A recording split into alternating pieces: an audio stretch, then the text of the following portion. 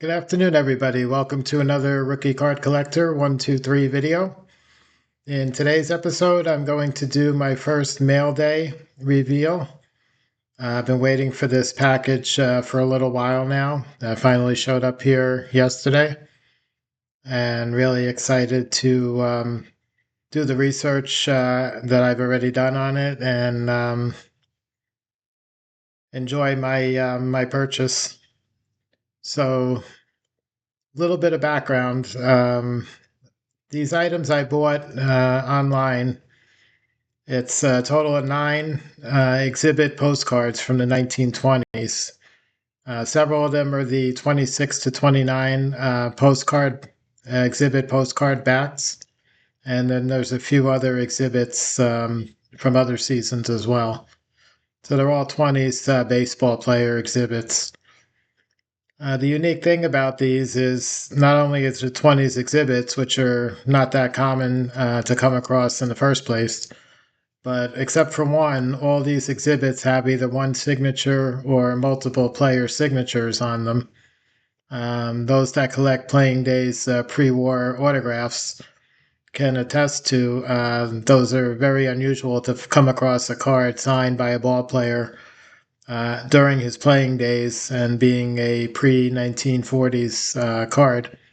So all these cards qualify as pre-war as they're all 20s exhibits. Like I said, the first one I'm going to show is not signed, but then all the others are going to be signed.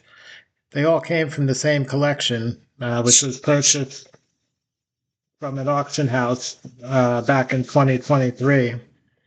And the collection has been kept together by the owner up until this point. He actually kept the four best, I guess, in his eyes, items from the collection. There was a total of 13 postcards, exhibit cards, and he kept the four. He kept four of them. He was putting the others for sale, and I ended up buying the lot, which was nine postcards total. And I'm going to show them today, and along with the story behind them, and um, and show all the individual exhibits, the autographs, and talk about in more detail the players that are pictured and the players that signed the autographs as well. So the first one we're going to look at, like I said, this is the simple one. This is the unsigned exhibit. So this is excuse me, 1926 to 29. These were the postcard back exhibits that they issued over a few years. This is Roger Peckinpah. Peckinpah was one time New York Highlanders and then New York Yankees captain. This postcard here is, like I said, 26 to 29. At this point, he was with the Washington Senators American League Club. There's also a postcard back exhibit of Peckinpah from the same series, picturing him with the Cleveland Indians American League Club as well. The Cleveland postcard is much scarcer. This is the more common one, picturing him with Washington. One common theme with all these postcards in this collection is that they're all in low grade condition, and I'll explain why shortly. This one you can see has multiple creases going across the front, which do go through to the back. This one, even though it's a postcard back exhibit, some of those were issued blank without the postcard markings. This is one of those. So the back is blank. There's no postcard divider or anything. And a little bit of paper loss on the bottom. But otherwise, a 26 to 29 Roger Peckinpah exhibit, something you're not going to come across every day. But again, this is the one unsigned card in the collection. Next one we're going to look at is this one is a 1927 exhibit. So this is from the 27 series. They have the green tint background. That's how you can identify which year it's from. This is Joe Geenwich. Geenwich pitched for the Boston Braves NL team for the majority of his career, but spent the last 3 years pitching for the New York Giants. So now comes the story about the seller of these postcards and the original owner. The original owner of these was a gentleman who lived in New York City from the 20s up through the early 40s. And he had access to both the Polo Grounds and Yankee Stadium, were close proximity to where he lived. And he was a big baseball fan. So he would make trips to both Giant games and Yankee games mostly during the late 20s, early 30s. And he was able to buy these exhibit cards at the exhibit vending machines, which were most often sold in penny arcades, but they were also sold at baseball stadiums, including the Polo Grounds and Yankee Stadium during the 20s and into the 30s. So he picked up these postcards, and what he would do is he would carry them around in his pocket when he went to Giants games or Yankee games.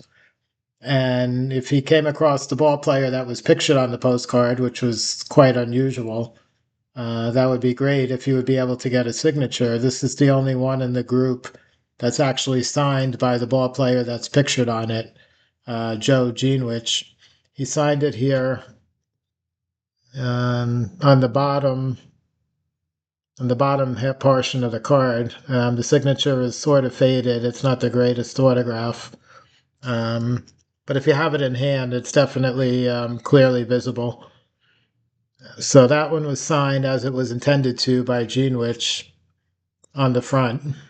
Again, you can see the condition, the multiple creases going across, some paper loss on the top third of the card in the background mostly. And the back of this one is a 27. The 27s were blank. So this one's also a blank back.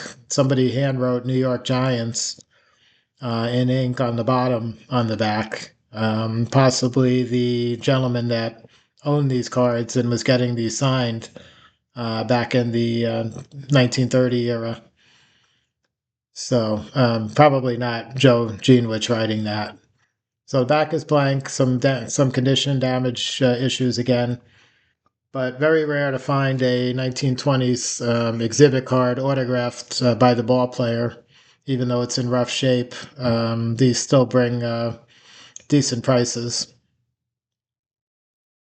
So that's the second one. Now we're going to start getting into some of the really interesting stuff. So next one we're going to show is Bob Musial. This one is also a 26 to 29 postcard back exhibit. This one actually does have the postcard back and is in a little better condition than the others. I don't see too much in the way of creasing on this one. The top border has some paper loss on the edge. Otherwise, a nice shot of Musial. Musial played outfield on the great Yankees Murderers Row ball clubs, 1927 with Babe Ruth and Lou Gehrig and Tony Lazzeri. Musial was one of the middle of the order guys. I believe he batted fifth or sixth on the team. So Musial's there. That's a nice item by itself. Now, what starts to make this really interesting, if you turn it over, like I said, it's got the postcard markings on the back. You see the divided back and the postcard logo. But it's been autographed by two players on the back there. The first player on the top is none other than Hall of Fame pitcher Carl Hubbell. Now, Hubbell played for the New York Giants from 1928 to 1943. And as I mentioned before, the original owner of these that got them signed had proximity to the New York Giants Polo Grounds Stadium. So around the 1930 time period, Hubbell was with the Giants, and also has a second signature underneath Hubbell, which is Pete Donahue. Pete Donahue played from 1921 to 1930, but was only with the Giants for the 1930 season and then part of 1931, a few games in 1931. So the season where both of these guys played on the same team all year long was 1930. That's going to become a common theme with almost all of the exhibits that we're going to look at here. So my conclusion, based on the fact that if you have the card in hand, you can tell that the ink from the signatures was done by the same pen. And both of these guys played on the 1930 New York Giants. And the Carl Hubble matches up to playing days known PSA authenticated signatures. So I surmise that Hubble and Donahue both signed this card at a New York Giants Polo Grounds game on the same day with the same pen. And that's how the owner was able to go about trying to get these exhibits signed. Since it was not the player picture that was signing, he would flip it over, get the signatures on the back, and that's going to be the common theme for all the rest of the exhibits that we're going to look at today. Everything's going to be signed on the back. So again, this was Bob Musial exhibit card, and then Carl Hubble, the Hall of Fame pitching great for the Giants, and a lesser known Pete Donahue. But Pete Donahue's presence there dates it specifically to 1930 or possibly early 31. So a really neat item. Next one we're going to look at is this is actually a New York Giants player, Fred Lindstrom. This is also 1927 exhibits postcard with a blank back. This one again has the green tint, which dates it to 1927. This one also has creasing going across, visible on the front and back.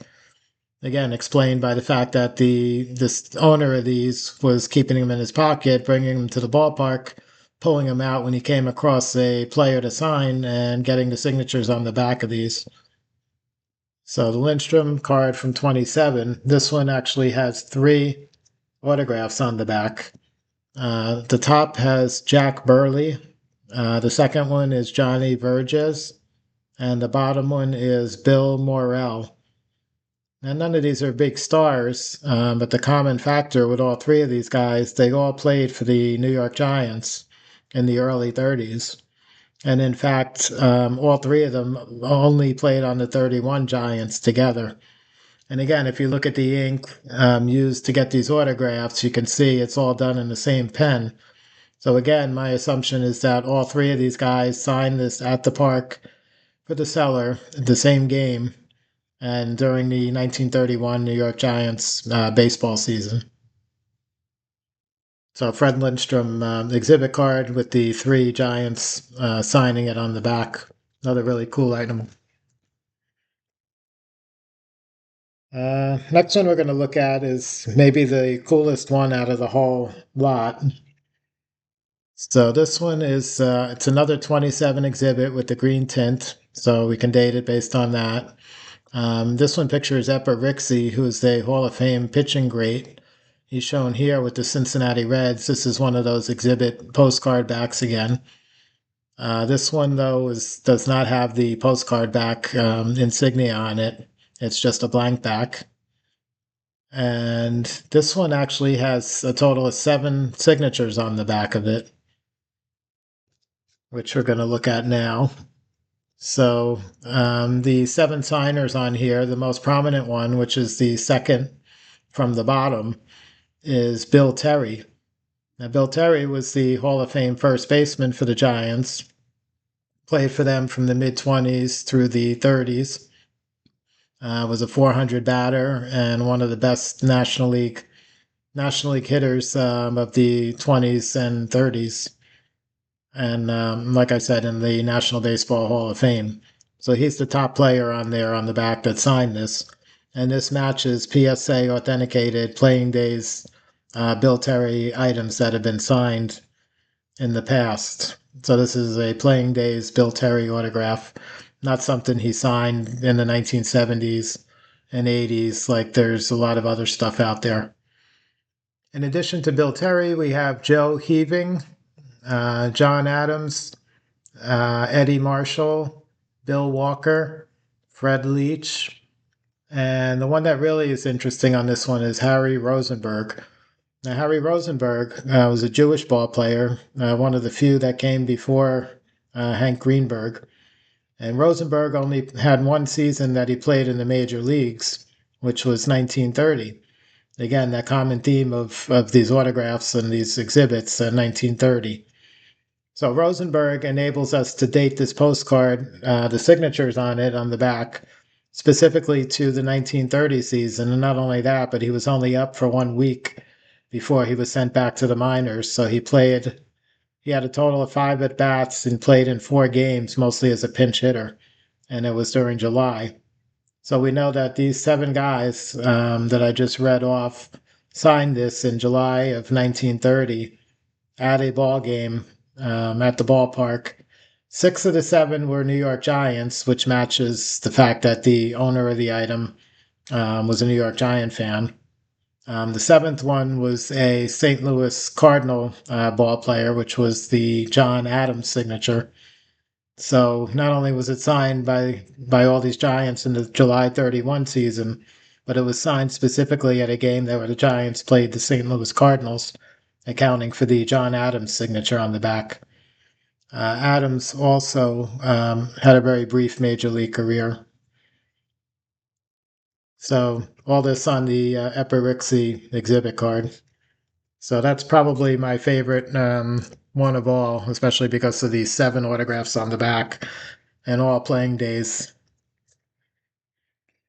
Next one we're going to look at is a second copy of a Fred Lindstrom exhibit from 27 with the green tint. So a bit pretty much the same as the other one. The condition on this one's a little bit rougher, a little more creasing, and a little more foxing on the back of it. Again, it's a blank back. This one's going to be a little different story. This one's got 4 autographs on the back, as all these are multiple signatures. But the 4 autographs are not New York Giants players, and this time they're actually, all 4 of them are Chicago Cub players. So you have Charlie Root, who is a pitcher, you have Bob Osborne, you have Fred Blake, and you have Johnny Schulte. So those 4 Chicago Cubs all played in the late 20s, early 30s. And based on the time that all 4 of them both were on the Cubs at the same time, it would be the 1929 season only.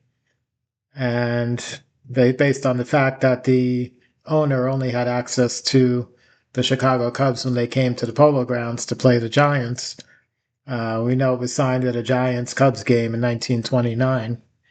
And again, these are all playing days autographs. The Charlie Root matches PSA authenticated playing days items that have been auctioned in the past.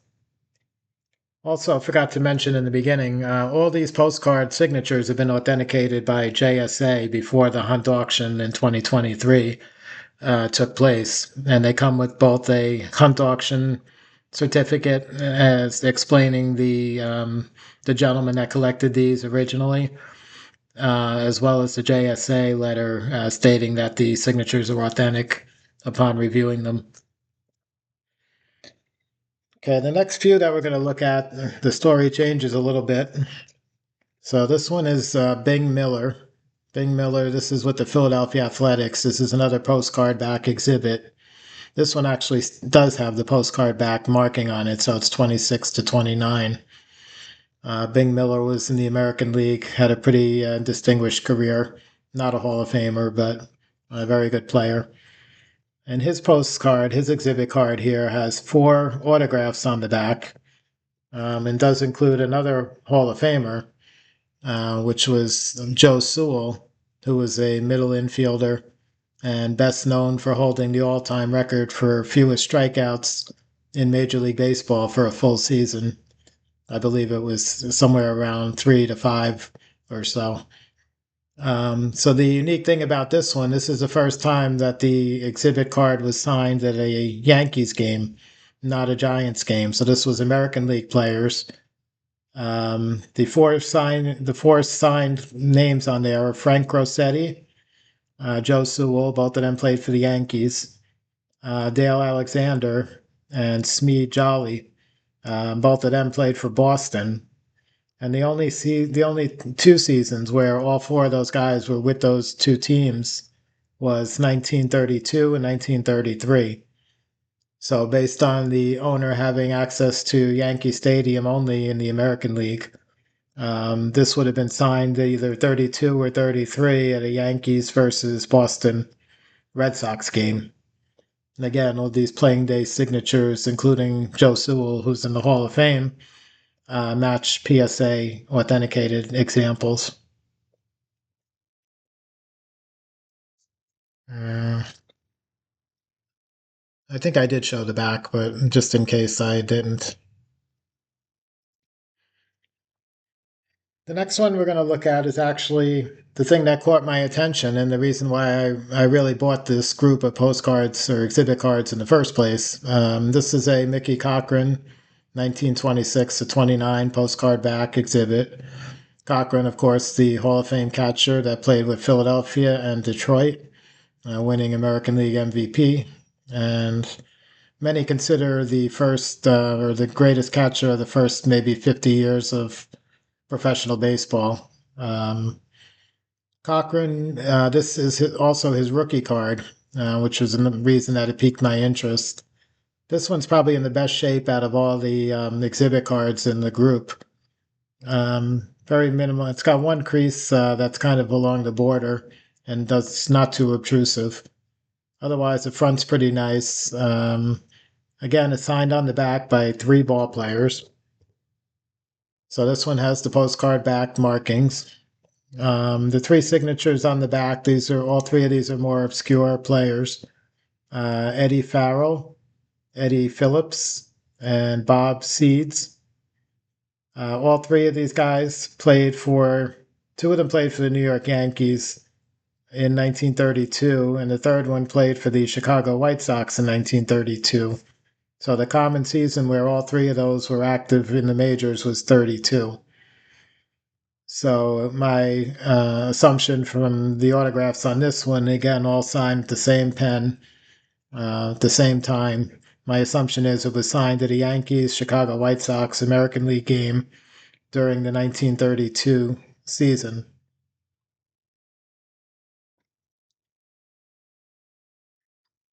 And the last one we're going to look at, this one is another 27 exhibit. This is Bob O'Farrell. He was with the St. Louis Cardinals. Another postcard, I'm sorry, 1927 exhibit. So these were the green tint ones again.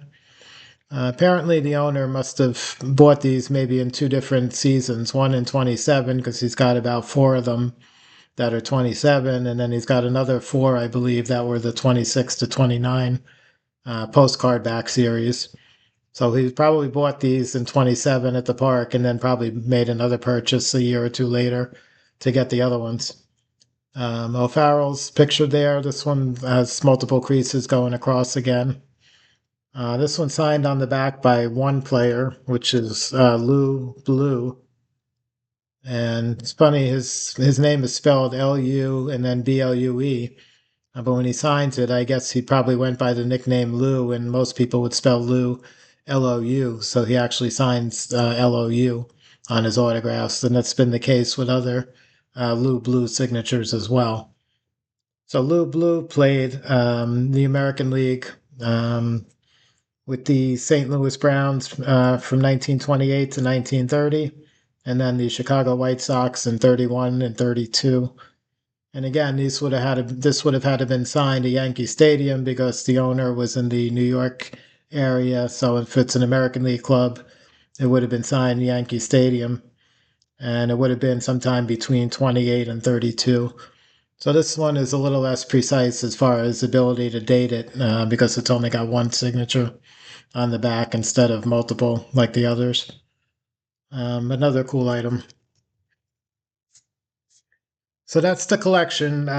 These are the 9 that I was able to get. I think I mentioned in the beginning the original owner that bought these had, well, not the original owner, but whoever bought them in the auction afterwards. There was a total of 13.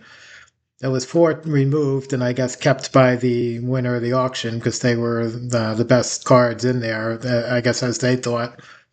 But they were all 26, 29 exhibits. They were a Lefty Grove exhibit, which I happened to purchase on eBay 2 or 3 years ago. Had nothing to do with this auction or buying these. It's just randomly it happened that I bought that Lefty Grove.